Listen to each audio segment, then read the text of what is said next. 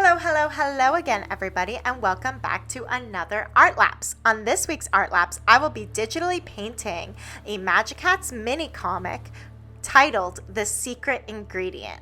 And it's all about how cooking and baking, the secret ingredient is putting love into every step, and how that is also the secret ingredient to life. At least I like to believe. And on this week's Artlapse, I wanted to discuss why you should be spending alone time with yourself. And I'll preface with a little story, which I totally feel like is the mood of 2020. So, as you all probably know, we recently had a bout with bed bugs falling out of ceiling holes in our apartment. And we had pest control come. It's been 3 weeks. No sign of any, no bites. I feel like we're in the clear, fingers crossed, and they came by a second time to spray again, just as precaution, and I'm feeling so much better about it. So when they came to spray again, we had to vacate our apartment for 5 hours, and we have 2 cats. So when we found out we had to vacate, because we had to vacate the first time, but they didn't tell us we'd have to for the second time. We were like, oh snap, well, we got to get this done. And our super let us hang out in the basement where he keeps like all his stuff. It's sort of like his storage. He was kind enough to let us hang out in there. So we took the cats there. We were hanging out there. And Magic, my black cat, was wandering around. He was kind of anxious, and in the corner there was like a pile of mirrors leaning against the wall, like 10 of them, and he just walks up to his reflection, and it's like a fun house, like where he sees 5 of his reflections, and he just stares right into himself with the widest eyes and just looks up at the heavens and goes, "Meow." And I wish I got it on camera, because I was like, that's the mood of 2020. We're all with ourselves now, aren't we? And we're all learning more about ourselves during our quarantine and social distancing and self-isolation and all of that. So I thought that was funny. I hope you guys enjoyed that story. Catch you next week. See you next time. No, I'm just kidding. So recently, one of my most deepest, rawest revelations that I had that I decided I'm going to share with you all is I've come to the realization that I am codependent. And let me explain what that means. I'm going to use my own definition and my own definition that I have learned from others rather than like the clinical one. I'm not here to diagnose anyone. I'm just trying to get closer to my own truth. So what it is it's manifests as like people pleasing and not being connected to the self, not knowing how you're feeling, anxiety, as well as the tendency to be overly passive, to keep the peace, and wanting to caretake others and take on others' problems, and making others happy while putting oneself and one's own needs as a higher priority than everyone else around them, and being sort of addicted to people and distractions. Like you're always looking outside yourself. What do others think about this? And feeling invalidated, feeling not recognized, feeling not seen. And it stems from feelings of abandonment that come from childhood. So my parents, they did the best that they could with the knowledge that they had, with the situations that life gave them, and I have no ill will to them. But it's no secret to myself that I did feel neglected as a child. I did not feel seen because there was so much going on after I was born, and it was just a lot, and it was just sort of an unnecessary result to a greater problem outside of myself. But as a 3-year-old, you don't have the ability to recognize that. You just know that your needs aren't being met, and you don't know how to meet those needs because you're learning about the world. You're just a sponge. And so this manifested inside myself as codependency. And some of you might know because I've shared it on my channel, I've shared it on my Instagram, and because it's the story that inspired my book Cosmic Wanderlust.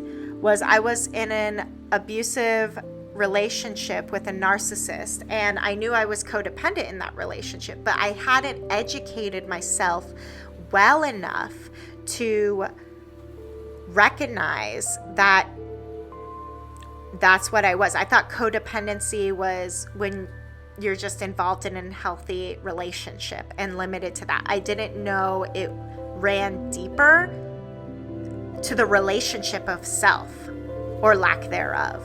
So during this time, like, I've been working from home as a freelance illustrator for a couple of years now, and it's been rough at times. I've spent a lot of time with myself. So I've done a lot of self-reflection, growing and working on myself these past couple of years. And this revelation rocked my world to the core, because now I have the awareness to see how it manifests in everything that I do, everything that I say. Like, I realized it takes me a couple of days to connect with my emotions. So I will always give myself a couple of days to make a decision, because my instinct is just to say yes, because I'm a people pleaser. I want to make people happy. And that is not healthy. That is obviously a lack of connection to the self.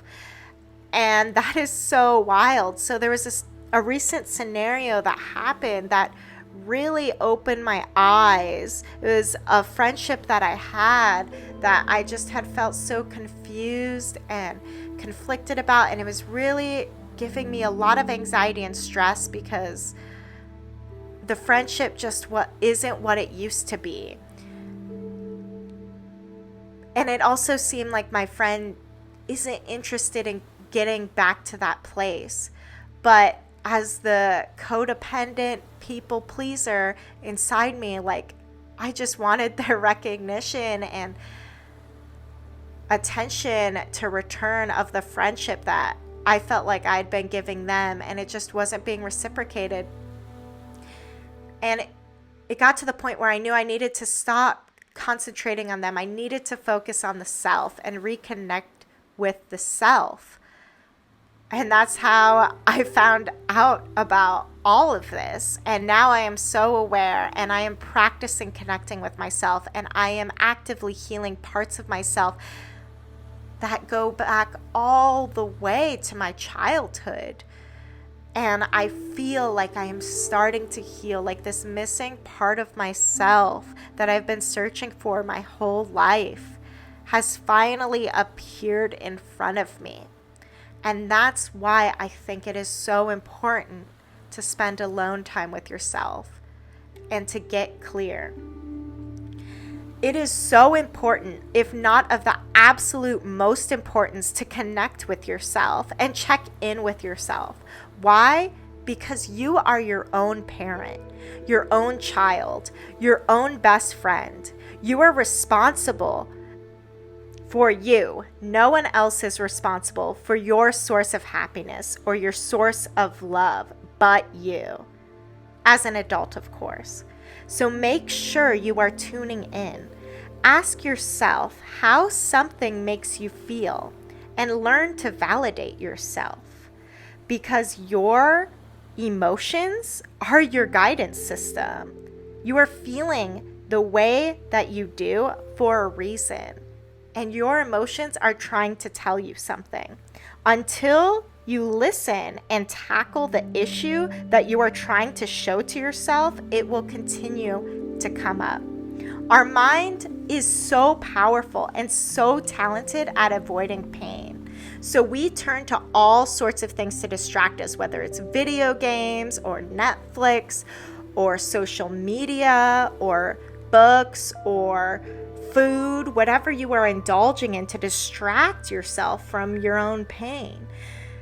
And we create such elaborate games for ourselves, sometimes to distract from this pain.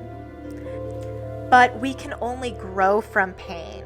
And since the only constant in life is change, you want to be growing, you want to be evolving. That is your natural life course. So we must learn to face our pain. It's like that quote, "The wound is how the light enters you." And I promise you that it is pushing you to grow. It is challenging you because you already conquered it. But sometimes we haven't processed it all the way through. So that's why it's important to revisit things, because we can carry them up with us our entire lives and they become a part of our story. It can honestly be so scary to confront our childhood wounds, but until we do, we will continue to only attract situations that will force us to deal with our most deep-seated issues. Why? You cannot run from yourself. Your history and limiting beliefs will follow you throughout life, just like your shadow, until you face them. And if you are honest with yourself and brave enough to face the facts and stop making excuses to face the biggest pain of your life will transform before your very eyes, because you will have transformed. I have fully woken up and seen my codependency in everything that I do and every thought that I have.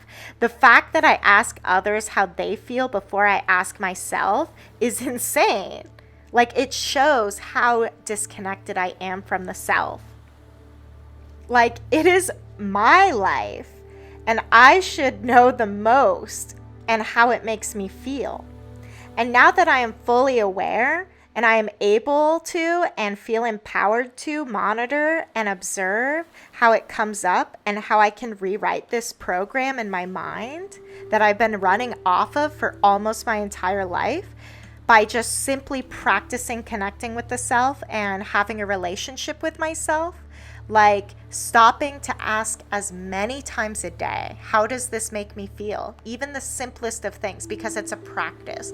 And all of life is a practice. Don't worry if you suck at something, practice it. All of life is simply a practice. Suck at self-care? That's okay, practice it. And the more you practice it, the more natural it becomes, the more you're entering this new program into the computer mind.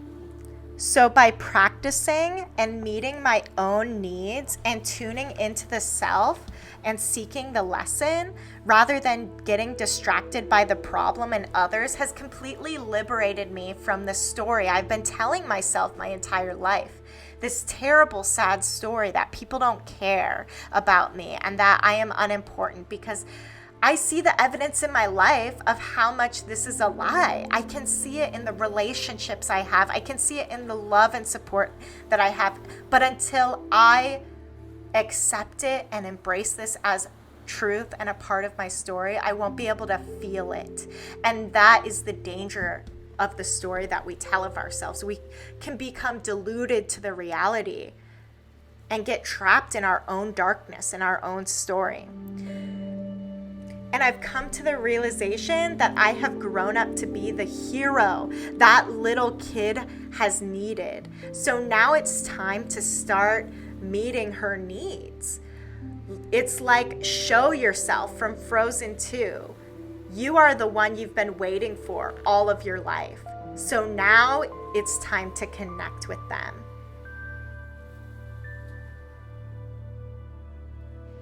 I wanted to end today's episode with a quote from my soul sister, Maria Kamiya, or Mari Kama on YouTube. She makes spiritual content to help heal the world and inspire people to practice and play.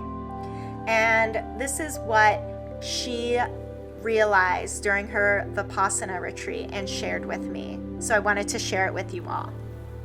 You are the sun. Everyone else is a false sun. Align the spine to the sun, as the sun is the all-conditional nourishment, and ultimately, we are already everything we ever needed and wanted. Whilst the validation and praise of others is a false sun that is draining and makes one a slave to the masses instead of the soul. To know we are already it and have to prove nothing but to be in pure creation, for creation is the highest form of entertainment, since it's the direct channel of the divine.